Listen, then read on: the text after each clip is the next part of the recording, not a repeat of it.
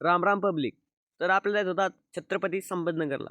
संभाजीनगरला जाण्याचं कारण हेच की आपल्या चुलत्याचा म्हणजे तात्याचा आज पेपर असल्या कारणामुळे. तर लगेच आम्ही आंबडला गेलो बस स्टँडला आणि एका साथीदाराला घ्यायचं होतं म्हणून. तर त्याला घेतलं आणि लगेच गाडी टाकलं. त्याला म्हणलं चल आपल्याला संभाजीनगर जायचं आहे. संभाजीनगरला आमचा प्रवास चालू केला आणि लगेच आम्हाला बायपास लागला.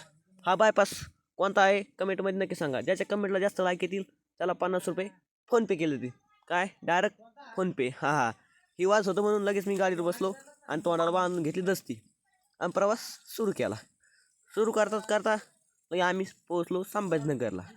संभाजीनगरला पोहोचता आम्हाला इमान दिसले. इमान ते तुम्हालाच माहिती आहे तिथं एअरपोर्ट असल्यामुळे इमान खूप खालून जातात. पाहू शकता. सकाळी लवकर उठलो आणि निघालो पेपरला. सकाळी 7 वाजताच पेपर होता आणि लगेच आपल्या संभाजीनगरला प्रत्येक बायाची शाखा आहे. तर लगेच चहा प्यायला सुकून चहावर गेलो. पण काय सुकून चहा आज बंद होती.